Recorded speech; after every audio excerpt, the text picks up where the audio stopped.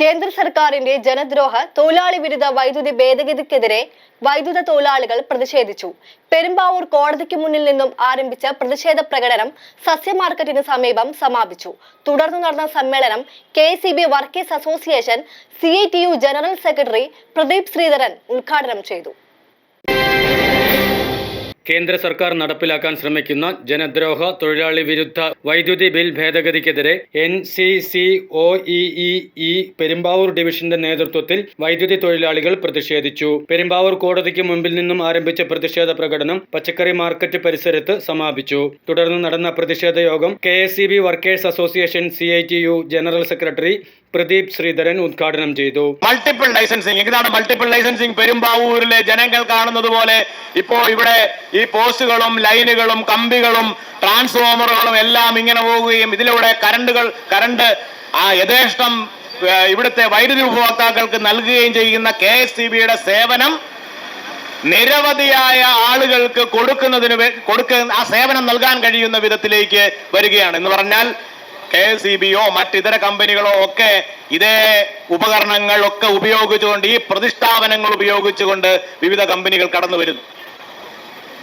കേൾക്കുമ്പോൾ വലിയ ആകർഷകമായിട്ടുള്ളത് നമുക്ക് തോന്നാം, വലിയ ആകർഷകമായി നമുക്കത് തോന്നാം. എന്നാൽ ഇവിടെ വരാനിരിക്കുന്ന ഒരു പ്രതിസന്ധി, സാധാരണക്കാരനായ ഒരു വൈദ്യുതി ഉപഭോക്താവ് ഇത് കേൾക്കുമ്പോൾ, ഇത് പല കമ്പനികൾ വരികയാണെങ്കിൽ ഇവിടെ മത്സരം വരുമല്ലോ, അപ്പൊ നമുക്ക് കുറഞ്ഞ വിലയ്ക്ക് കിട്ടുമല്ലോ എന്നാണ്. കേന്ദ്ര സർക്കാർ കൊണ്ടുവരാൻ ശ്രമിക്കുന്ന വൈദ്യുതി ഭേദഗതി നിയമം നടപ്പിലായാൽ പൊതുമേഖലാ വൈദ്യുത സ്ഥാപനങ്ങൾക്കും തൊഴിലാളികൾക്കും ഉപഭോക്താക്കൾക്കും വലിയ ദോഷങ്ങൾ ഉണ്ടാകുമെന്നും അദ്ദേഹം ആശങ്ക പ്രകടിപ്പിച്ചു. ഓഫീസേഴ്സ് അസോസിയേഷൻ ഭാരവാഹി റെജി മത്തായി അധ്യക്ഷത വഹിച്ചു.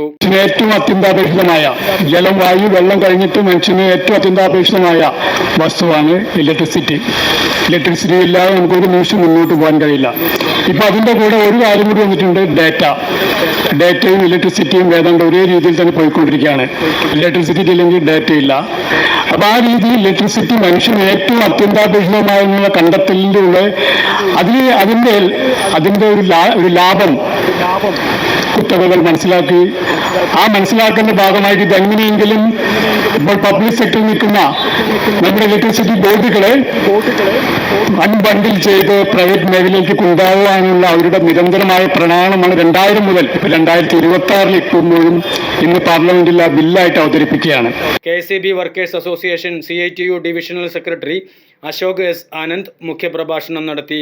ഓഫീസേഴ്സ് അസോസിയേഷനെ പ്രതിനിധീകരിച്ച് മനോജ് കുട്ടപ്പൻ, പെൻഷനേഴ്സ് അസോസിയേഷനെ പ്രതിനിധീകരിച്ച് mini AR, workers association CC അംഗം സനൽകുമാർ എന്നിവരും വിവിധ സംഘടനാ പ്രതിനിധികളും യോഗത്തിൽ പങ്കെടുത്തു.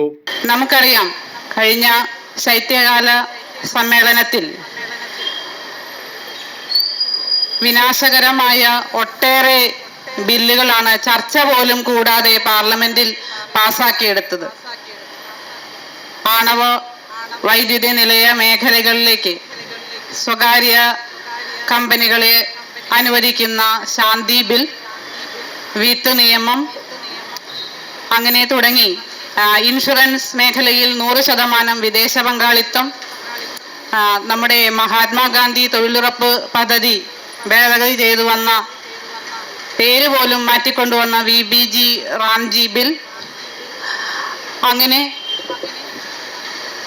ഇന്ത്യയിൽ വിനാശകരമായ ഒട്ടേറെ നിയമങ്ങൾ ഒരു ഒറ്റ ചർച്ച പോലും കൂടാതെ, ശാന്തി ബില്ലൊക്കെ, ആണവോർജ നിയമം, വളരെ കർശനമായ നിയമങ്ങളാണ് ഇന്ത്യ രാജ്യത്ത് നിലവിലിരുന്നത്. News desk media city Perumbavoor.